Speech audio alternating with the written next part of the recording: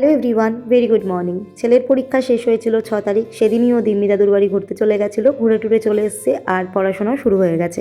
আজকে থেকে আমার সকাল আবারও শুরু হচ্ছে 6:45 থেকে। সকালে ঘুম থেকে উঠে দুধটা গরম করে নিলাম। আজকে দুধের সাথে দুরকম অপশান রেখেছিলাম, কর্নফ্লেক্স আর চকোস। ছেলে চকোস বেছে নিয়েছে, তাই চকোসটা দিয়ে দিলাম আর ওর বোতলে জলও দিয়ে দিলাম। এখানে আমি ম্যাগি করে নিচ্ছি ওর জন্য, কারণ পড়ে উঠে ওর একটু খিদে মতো পেয়ে যায়। আগে দুটো ম্যাগি দিতাম, তবে এখন একটা ম্যাগি দিচ্ছি, কারণ দুটো ম্যাগি খেলে ওর আর ভাত খাওয়ার জায়গা থাকে না পেটে। এদিকে আমি আদা দিয়ে লিকার চা বানিয়ে নিলাম বিদিশা আর আমার জন্য। এখন আমি আর বিদিশা চাটা খাবো, তারপরে বিদিশার মতো পড়াতে থাকবে, আমি ঘরের কাজকর্মগুলো সেরে নেব। ঘরের কাজকর্ম যতক্ষণ পড়ে থাকে ততক্ষণ আমার গাটা জ্বালা করে। সবার প্রথমে আমি ফার্নিচারগুলো ডাস্টিং করে নিয়েছি আর তারপরে চলে এসেছি বেডটা মেক করতে। আজকে চাদরটা আমি কিন্তু পাল্টালাম না, ঝেড়ে ঝুড়ে আবার পেতে দিলাম, কারণ কালকেই এই চাদরটা আমি কাঁচা অবস্থায় পেতেছিলাম। তো সবার প্রথমে চাদরটাকে টান টান করে আমি পেতে দিলাম, তারপরে কম্বল ভাঁজ করে রাখলাম, চাদর ভাঁজ করে রাখলাম, কোলবালিশ রাখলাম, আর এখানে বালিশগুলো আমি সুন্দর করে ঝেড়ে ঝুড়ে মাপঝাপ করে রেখে দিচ্ছি। বালিশ আমাদের মানুষ আন্দাজে বেশি, কারণ আমার 2-4টে বালিশ ছাড়া ঘুম আসে না। তো দেখো বিছানাটা কেমন দেখতে লাগছে, আমার গোছানো হয়ে গেছে। আর এই দেখো এই স্ট্যান্ডটা আমি নিয়ে এসেছিলাম ভিডিও করবার জন্য। তো ভিডিও করতে করতে এই স্ট্যান্ডটা আমি ঝাড়া দিয়েছি, দেখছি এখান থেকে এই জিনিসটা পড়েছে। এই জিনিসটা কি তোমরা কি বুঝতে পারছো? এই জিনিসটা হলো শুয়োপোকা, যেটাকে আমি প্রচণ্ড পরিমাণে ভয় পাই বললে ভুল হবে। এই জিনিসটাকে আমি প্রচণ্ড পরিমাণে ঘেন্না করি, কারণ যখনই আমি এটাকে দেখি আমার সারা গা চুলকাতে থাকে। তো সবার প্রথমে চলো আমি স্ট্যান্ডটাকে আগে জায়গায় রেখে আসি, তারপর আমি তোমাদেরকে দেখাচ্ছি যে আমি এই জিনিসটাকে ঠিক কী করলাম। এখন আমি বাথরুমে শুয়োপোকাটাকে নিয়ে এসেছি।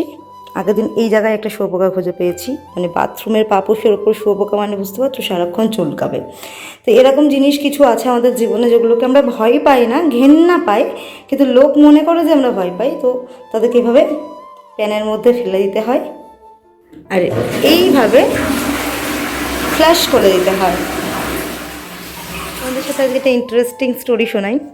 এখানে আমার সমস্ত ডকুমেন্টস রয়েছে। ক্লাস 1-এও যখন আমি উঠিনি তখনকার থেকে সমস্ত পড়াশোনা বলো, আঁকা, গান, সমস্ত কিছু ডকুমেন্টস রয়েছে।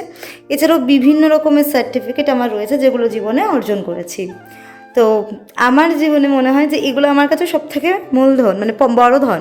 তো আজ যদি আমার কোনো আর্থকোয়েক বলো বা কোনো রকম কোনো প্রাকৃতিক বিপর্যয় আসে, তাহলে নন লিভিং যদি আমাকে কিছু নেওয়ার অপশান থাকে, লিভিং অপশান থাকলে অবশ্যই ছেলে, এবং ছেলের সাথে যদি নন লিভিংও কিছু নেওয়ার আমার কাছে অপশান থাকে, তাহলে আমি ফাইলের ব্যাগটা, এই যে ফাইলের ব্যাগটা, এইটা নিয়ে আমি ছুট দেবো। তাহলে আমার লাইফে কোনো প্রবলেম থাকবে না। আর এটা যদি আমি রেখে যাই, তাহলে আমার জীবনে প্রবলেমের আর কোনো শেষই থাকবে না। এই হচ্ছে আমার মানে সারা জীবনের অর্জিত সমস্ত কিছু এর মধ্যে। জানো তো, চিকেন পকোড়া খাবো বলে বেশ কিছুদিন আগে আমি চিকেনগুলো নিয়ে এসেছিলাম, কিন্তু চিকেন পকোড়া করাই হচ্ছিল না।